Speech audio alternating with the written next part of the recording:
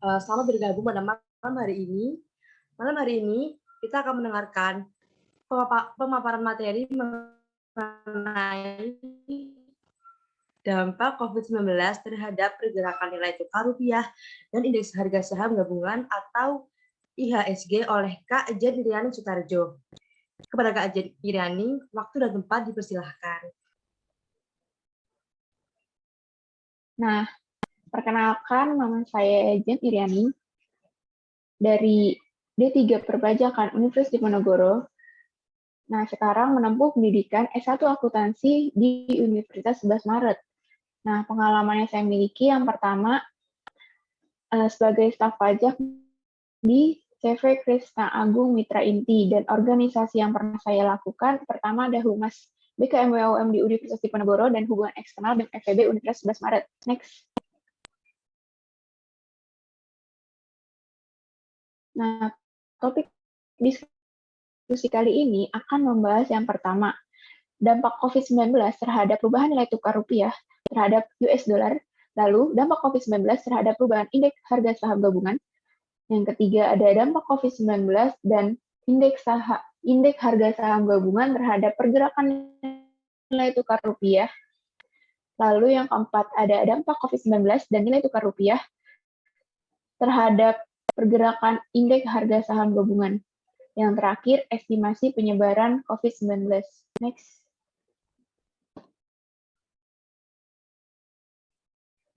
Nah, masalahnya tuh kenapa ini dibahas? Pertama, pandemi memang akan memperlambat roda perekonomian Indonesia. Namun, tanpa upaya sigap dari pemangku kebijakan untuk menyelamatkan nyawa penduduk Indonesia, maka optimisme perekonomian tidak akan pernah datang. Optimisme dan sentimen positif ekonomi baru akan terjadi jika pandemi COVID-19 dapat diatasi.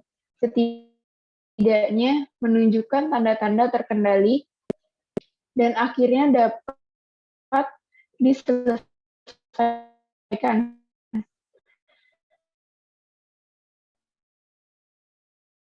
Masalahnya, sejauh mana pandemi COVID-19 ini nilai tukar rupiah dan pergerakan indeks harga saham gabungan. Lalu, kapan pandemi ini akan berakhir, dan bagaimana antisipasi kebijakan dalam rangka mengurangi dampak COVID-19 terhadap fluktuasi nilai tukar dan indeks harga saham gabungannya. Nah, tiga permasalahan ini yang akan menjadi fokus. Next.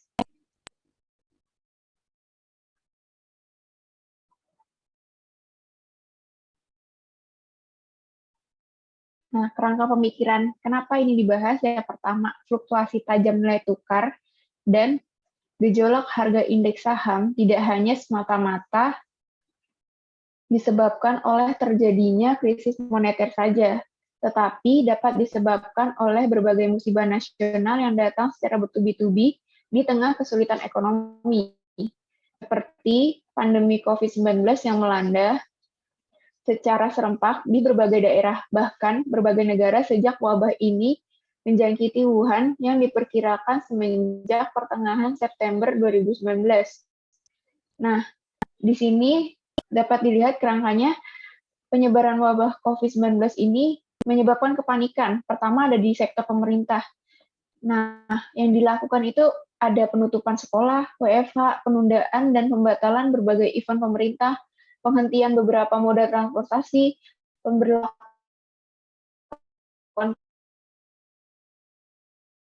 PSBB di berbagai daerah. Nah, dari sektor masyarakat, mereka melakukan alat seperti APD, hand sanitizer, tidak boleh mudik, serta penundaan kegiatan dan event-event besar penting. Nah, tapi di dunia usaha, itu daya belinya jadi menurun, permintaan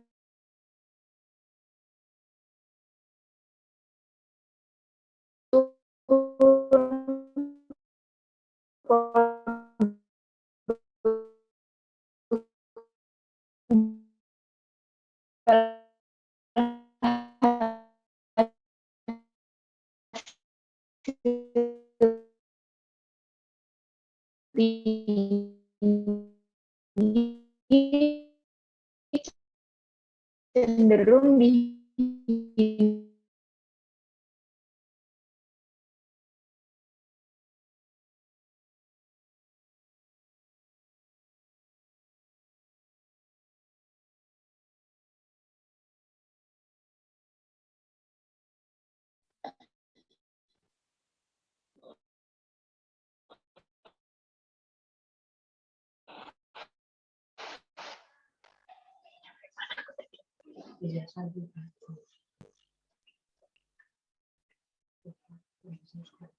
dan indeks harga saham gabungan. Lalu ada intervensi kebijakan. Nah, next.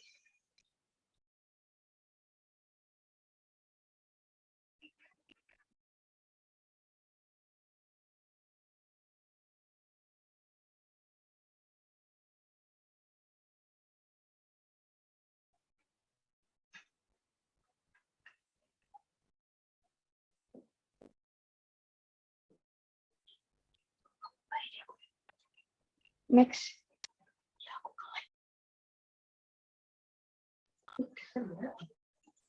Masuk ke dampak COVID-19 terhadap perubahan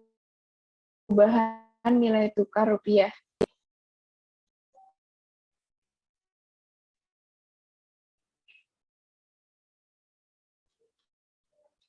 Nah, COVID-19, maka nilai rupiah semakin terdepresiasi terhadap US dollar.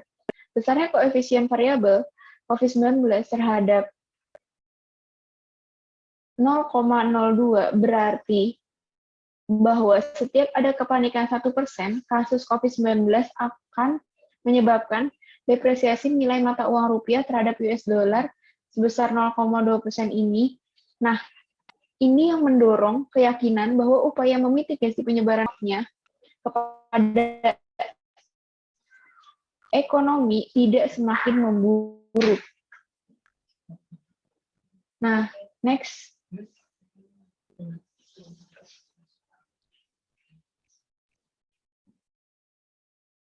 Nah, selanjutnya dampak COVID-19 terhadap perubahan indeks harga saham gabungan.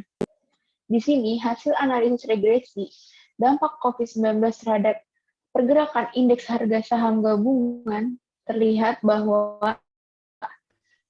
untuk melihat pengaruh COVID-19, UGF dengan tingkat keyakinan 95% ini menunjukkan model cukup baik dalam menjelaskan dampak COVID-19 terhadap pergerakan indeks harga saham gabungan, meskipun nilai R tidak terlalu tinggi.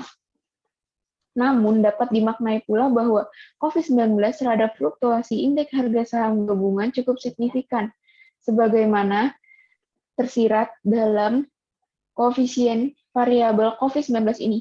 Tanda minus dari koefisien ini, COVID-19 berimplikasi bahwa semakin tinggi kasus berdampak pada penurunan indeks harga saham gabungannya. Nah, besarnya koefisien ini berarti bahwa setiap ada kenaikan 1%, kasus COVID-19 akan menyebabkan koreksi terhadap indeks harga saham gabungan sebesar 0,03. Temuan ini mendorong keyakinan bahwa upaya memitigasi penyebaran kasus COVID-19 menjadi sangat penting agar pasar saham Indonesia tidak semakin memburuk. Memburuknya kondisi pasar saham ini tentu akan berdampak pada sektor real.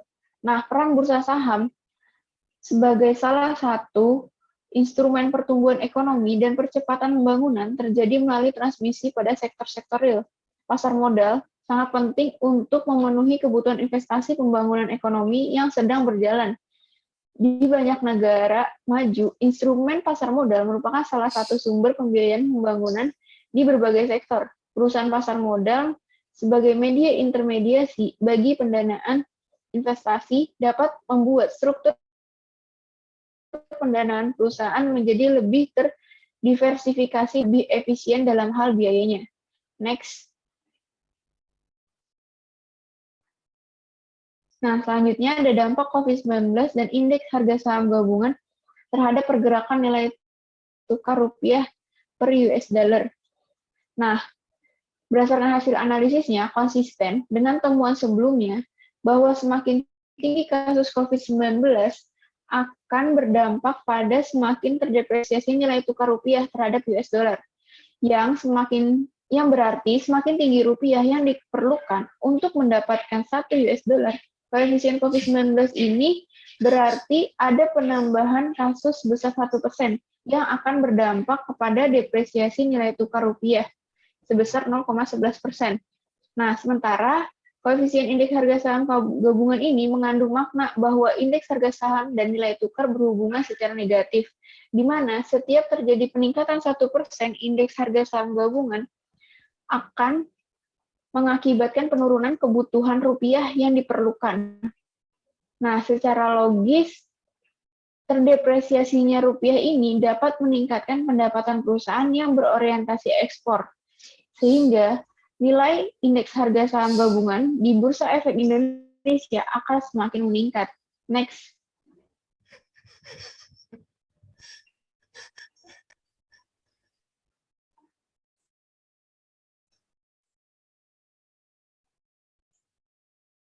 Nah, selanjutnya ada estimasi penyebaran COVID-19.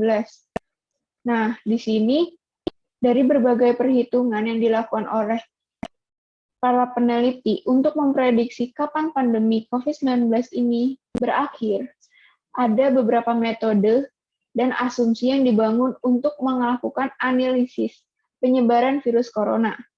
Yang pertama, ini ada titik puncak mayoritas penelitian memprediksi sekitar bulan Mei 2020 bila diberlakukan kebijakan yang tegas dan strategis dalam mengurangi interaksi antar manusia.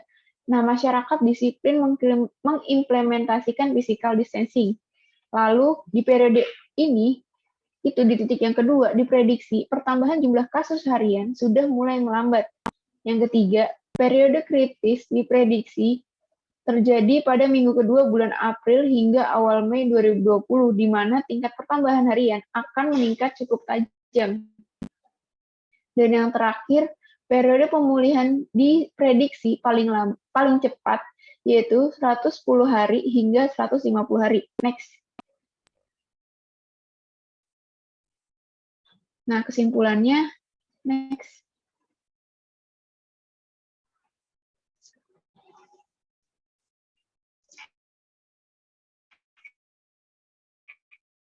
Berdasarkan hasil simulasi melalui model kuantitatif multiple linear regression, pada kajian ini secara umum dapat disimpulkan bahwa pandemi COVID-19 berdampak secara nyata terhadap fluktuasi nilai tukar dan fluktuasi indeks harga saham gabungan. Yang pertama, secara parsial menjelaskan bahwa kenaikan 1% akan menyebabkan depresiasi. Lalu yang kedua, setiap kenaikan 1% menyebabkan koreksi indeks harga saham gabungan sebesar 0,03%.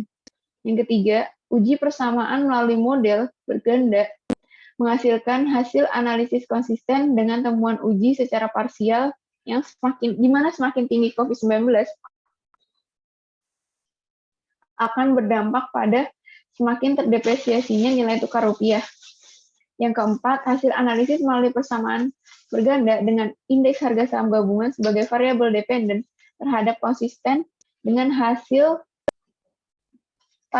uji parsial bahwa semakin tinggi kasus COVID-19 akan berdampak pada semakin melemahnya indeks harga saham gabungan.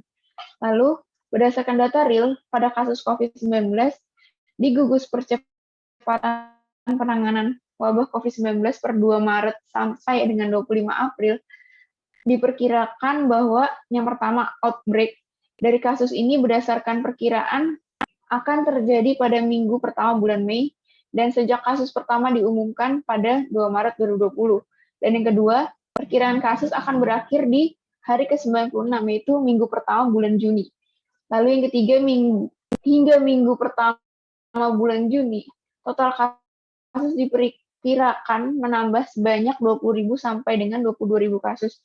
Lalu yang terakhir, asumsi permodalan didasarkan pada ada kasus harian yang bersifat extraordinary. Next.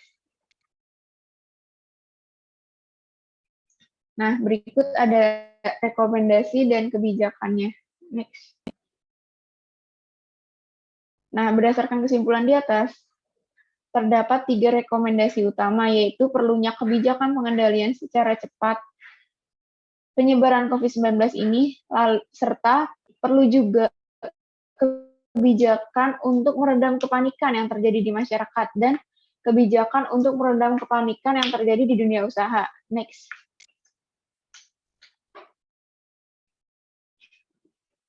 Terima kasih, sekian pemaparan dari saya. Kurang lebih mohon maaf. Wassalamualaikum warahmatullahi wabarakatuh. Waalaikumsalam. Nah, kakak sangat menarik sekali kan pemaparan dari Kak Jen. Nah, untuk kakak yang masih agak bingung ataupun ingin bertanya, saya akan membuka beberapa penanya untuk yang akan bertanya pada Kak Jen. Silahkan raise hand. Ini Kak Fernaldi, dipersilahkan. Ya, perkenalkan, nama saya Fernaldi Reza Haryanto. Saya mohon izin bertanya berdasarkan presentasi yang telah dipaparkan. Menurut Mbak Jen, ini sejauh mana dampak COVID-19 terhadap pergerakan nilai tukar rupiah, dan bagaimana cara melakukan estimasi perkiraan outbreak dan berakhirnya penyebaran pandemi COVID-19? Terima kasih. Oke, baik Kak Fernaldi, terima kasih. Silakan Kak Yesi. Baik, terima kasih atas kesempatannya. Sebelumnya mohon maaf karena off cam ya, karena terkendala dari sinyal. Nah, pertanyaan saya adalah dari pemaparan yang tadi dijelaskan, menurut dari pemateri, sejauh mana sih dampak COVID-19 dan perubahan nilai tukar rupiah terhadap perubahan IHSG? Terima kasih. Baik, terima kasih Kak Yesi. Selanjutnya ada Kak Laila.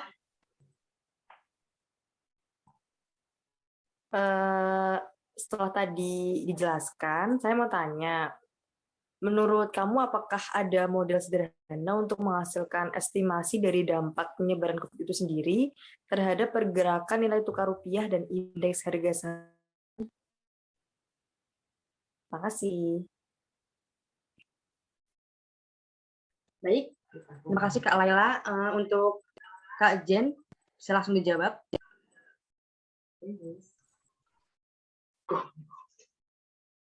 Ya, saya akan menjawab pertanyaan pertama tadi dari Fernaldi. Nah, tadi Mas Fernaldi bertanya, menurut kamu sejauh mana dampak COVID-19 terhadap pergerakan nilai tukar rupiah? Dan bagaimana cara melakukan estimasi perkiraan outbreak-nya sampai berakhirnya penyebaran pandemi COVID-19 ini. Nah, berdasarkan estimasi dari data harian yang dirilis oleh gugus tugas pencegahan COVID-19 di polynomial order, menghasilkan estimasi yang pertama basis data adalah kasus harian, lalu outbreak atau puncak dari kasus harian tersebut. Berdasarkan modelnya diperkirakan akan terjadi pada minggu pertama bulan Mei. Nah, sejak kasus pertama itu diumumkan, lalu perkiraan kasus COVID-19 ini akan berakhir sekitar 96 hari atau minggu pertama di bulan Juni. Nah, estimasi ini didasarkan perilaku perkembangan data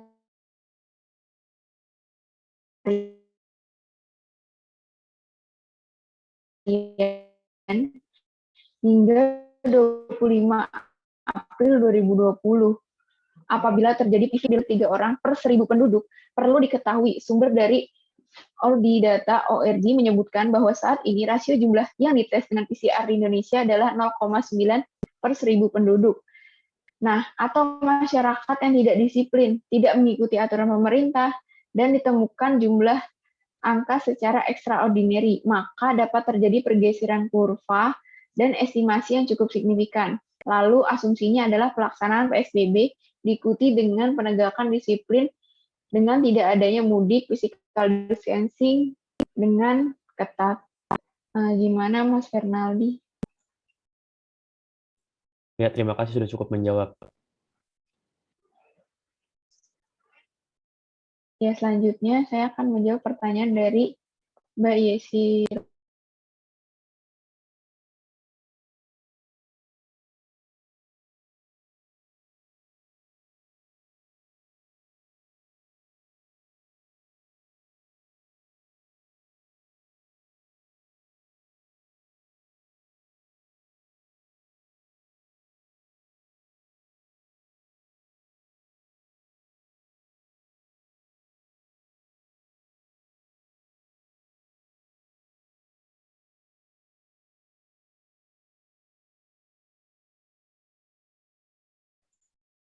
Nah, pertanyaan dari Mbak Yesi, kan dari pemaparan dijelaskan menurut kamu sejauh mana dampak COVID-19 perubahan nilai tukar rupiah terhadap perubahan IHSG. Nah, upaya dalam ini dapat dilakukan dengan yang pertama intervensi cadangan devisa sebesar US dollar 7 miliar untuk menstabilkan miliar dikeluarkan untuk membayar utang pemerintah hingga jatuh tempo. Nah, yang kedua ada menurunkan suku bunga kebijakan Bank Indonesia pada Februari dan Maret. Nah, masing-masing di pasar sekunder. Lalu yang keempat ada menurunkan giro wajib minimum atau falas bank umum konvensional dari semula 8% menjadi 4%. Nah, lalu yang kelima ada memperpanjang tenor repo dan lelang tiap hari untuk memperkuat pelonggaran likuiditas rupiah dan menambah frekuensi lelang menjadi setiap hari untuk memastikan kecukupan likuiditas. Lalu memperluas jenis underlying transaksi sehingga dapat mendorong lindung nilai atas kepemilikan rupiah di Indonesia. Nah, selain itu ada melonggarkan ketentuan rasio intermediasi makroprudensial. Dan yang terakhir, melakukan intervensi pasar dengan surat utang denominasi dolar Amerika Serikat sebesar 4,3 miliar US dollar. Nah, selain itu penerbitan surat berharga global ini dilakukan dalam 3 bentuk, yaitu surat berharga negara seri RI 1030, RI 1050, dan RI 0470. Nah, gimana Mbak Yes?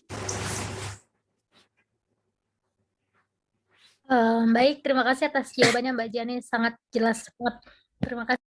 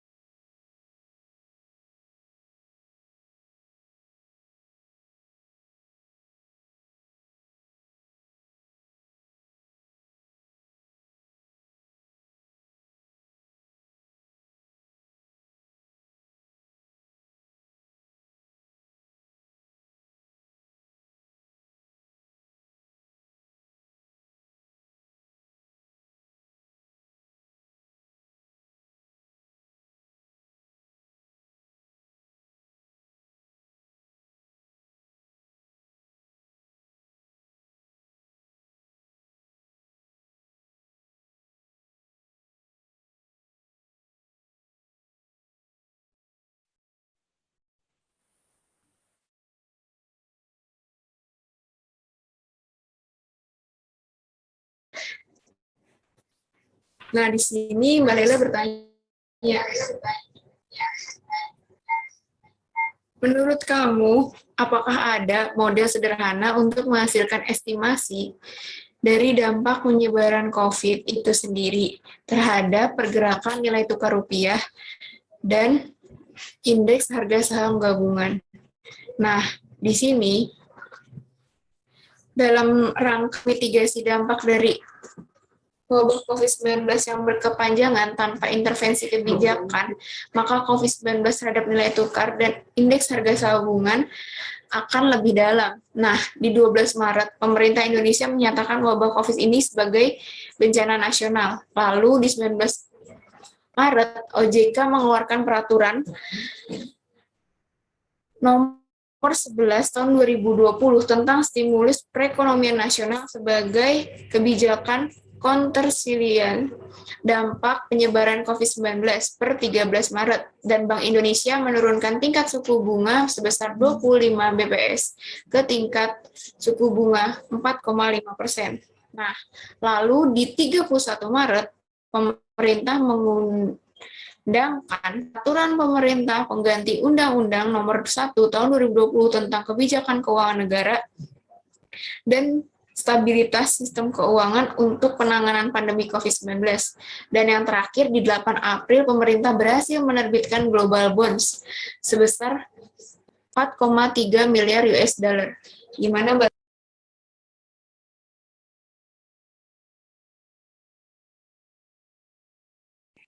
Ya sudah sangat jelas, Mbak Jen. Terima kasih atas penjelasannya, sangat memuaskan.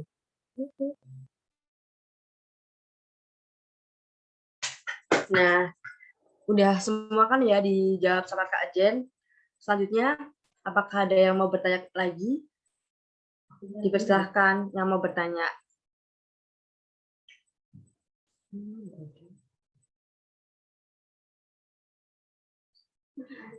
Silahkan Kak Aden. Oke, baik. Terima kasih. Sebelumnya perkenalkan saya Adenia. Saya di sini ingin bertanya mengenai menurut rekomendasi kebijakan tadi yang sudah dijelaskan oleh Mbak Jen, kan apa saja pengendalian yang dapat dilakukan untuk peredaman gejala kepanikan dalam penyebaran COVID ini dalam rangka stabilitas ekonomi.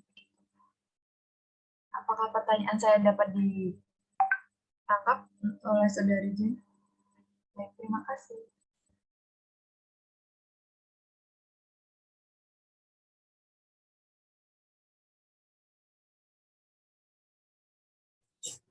Oke, Mbak Adin. Terima kasih atas pertanyaannya. Saya akan langsung menjawab pertanyaannya. Nah, caranya itu pertama ada antisipasi tren restriksi pangan global dengan segera melakukan evaluasi neraca pangan nasional antar kementerian dan lembaga terkait, lalu penyemprotan desinfektan yang secara masif seminggu 2 kali dilakukan, serta bantuan yang bersifat langsung pada masyarakat marginal harus segera didistribusi untuk mengantisipasi dampak ekonomi nasional dan memastikan anggaran untuk menjaring pengamanan nasional, yaitu bantuan bagi masyarakat diterima oleh mereka yang rentan akibat wabah ini. Nah, di dalam kepanikan untuk stabilitas ekonomi ini, pertama melakukan relaksasi di pajak penghasilan pasal 21, pasal 22, pasal 25, dan pembebasan pajak tambahan nilai dalam kurun waktu 6 bulan, serta pembebasan iuran BPJS Kesehatan dan Ketenagakerjaan. Dan yang ketiga, ada insentif bagi industri yang mengubah lini produksinya menjadi pemenuhan kebutuhan medis dengan sasaran perusahaan farmasi, elektronik, dan tekstil. Dan yang terakhir, kelonggaran utang dan bunga kredit. Terima kasih. Gimana Mbak Adin? Sudah menjawab Mbak Jen. Terima kasih banyak atas jawabannya.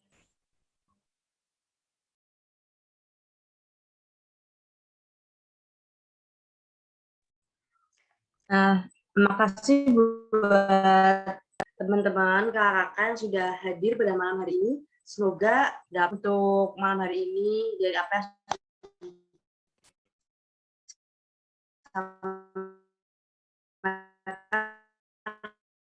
oleh Kak Jen, selama